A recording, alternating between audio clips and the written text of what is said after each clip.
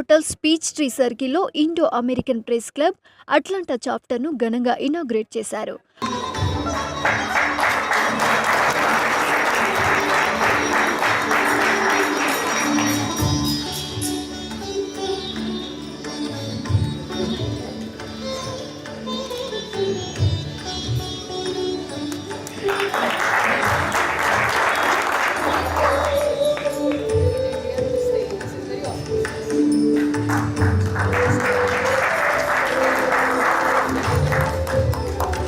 కొద్దిగా ప్రెసిడెంట్గా ఎన్నుకోబడ్డ మినీ నాయర్ మిగతా బోర్డు సభ్యులందరితో కలిసి ప్రమాణ స్వీకారం చేశారు. Indo-American Press Club, the Constitution and bylaws of the IABC, and the policies of the club, and the office I am elected to. During my term, I will faithfully and impartially discharge the responsibilities of the office. దాదాపు 100 మంది ఈ ఈవెంట్కు హాజరయ్యారు. Indian మరియు American కమ్యూనిటీకి చెందిన ప్రతినిధులు ఈ కార్యక్రమంలో పాల్గొన్నారు.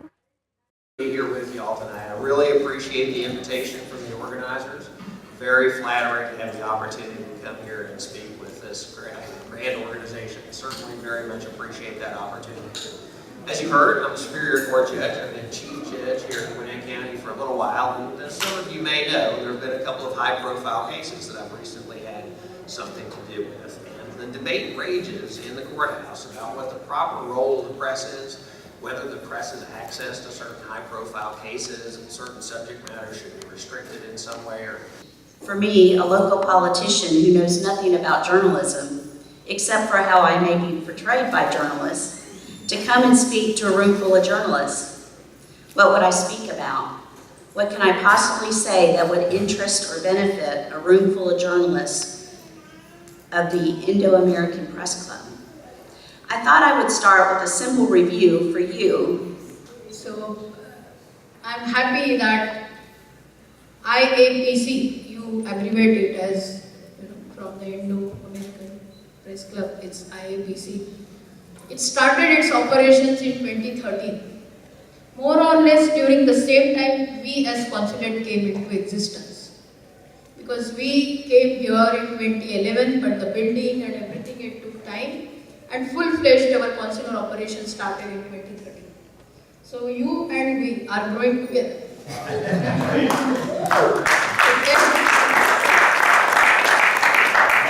And I'm happy to know that Atlanta chapter started its operations in 2016 with the induction ceremony with a lady leading there. Democracy. It's a fourth state.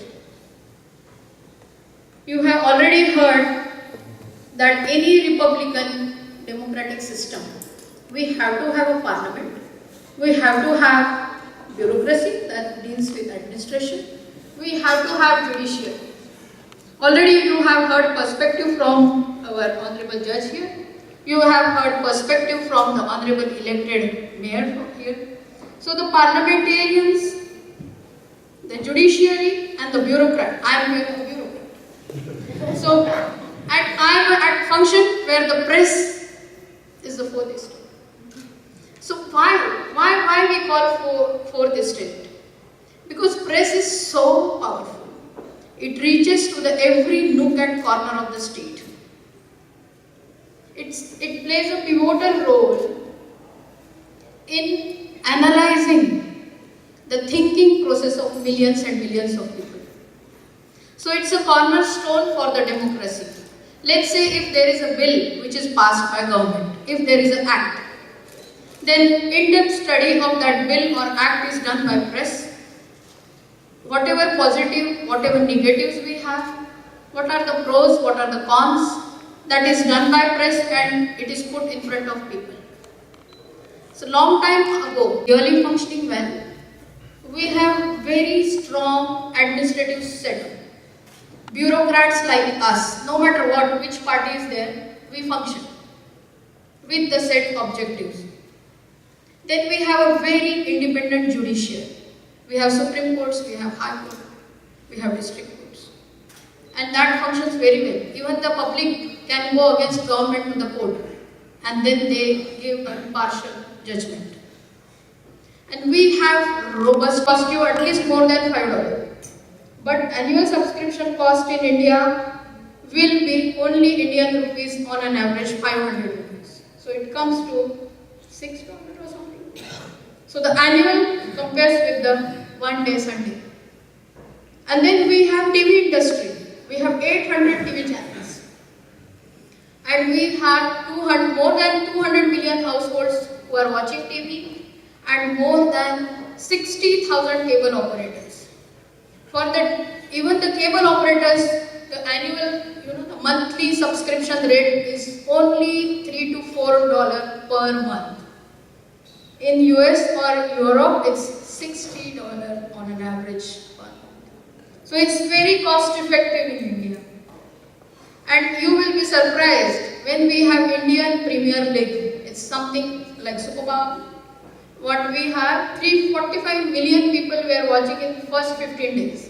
It's huge. It was 14% growth compared to the last year. And we have a YouTube, which is the largest digital media used by Indians. And of course, the Bollywood, nobody can.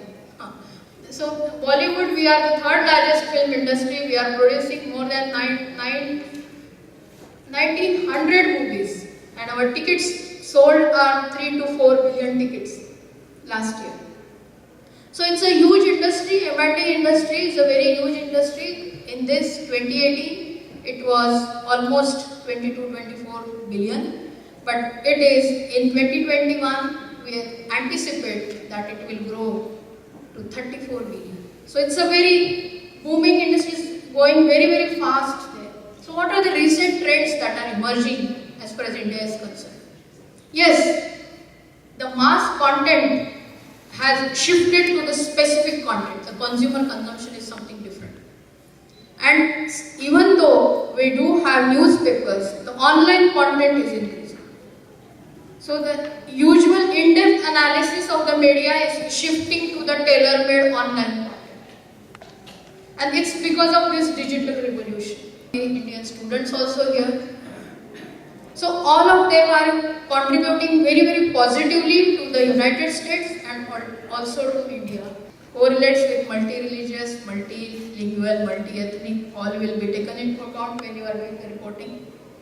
And it has to be free and independent, the way Mayor and everybody has told also, that we have to have a vibrancy which comes with it.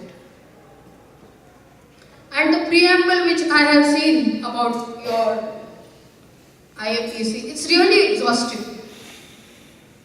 The journalism, effective journalism, training to the students, partnering with international organizations, everything is there. It's quite a long list.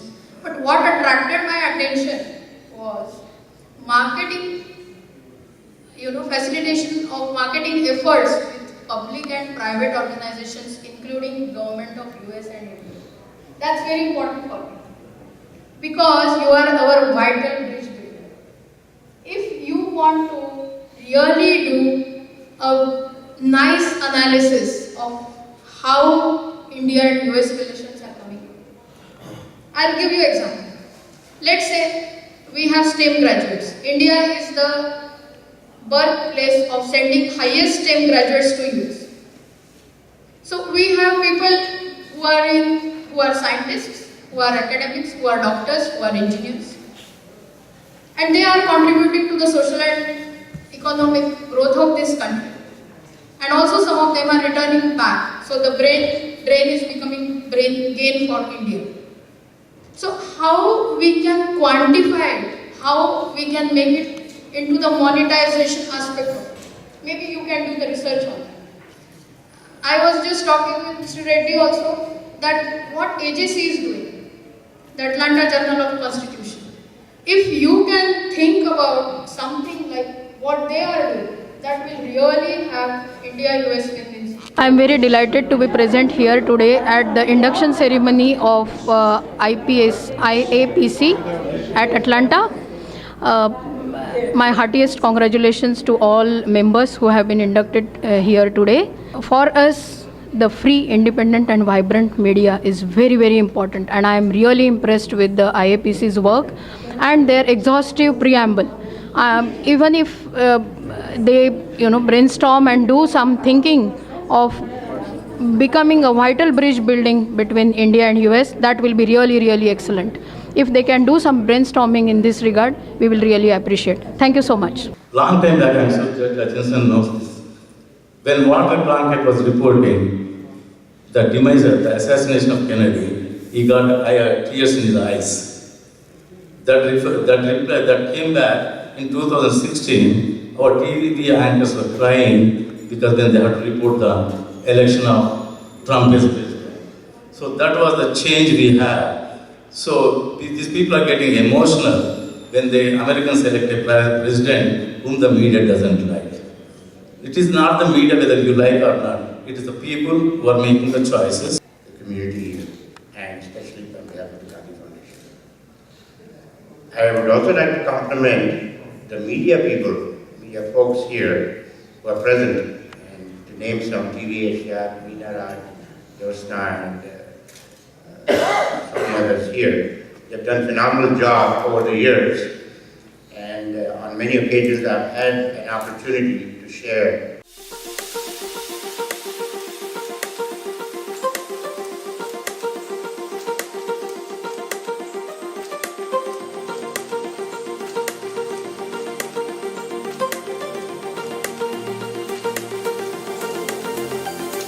Organization, the Indo-American Press Club, who set up to support and encourage.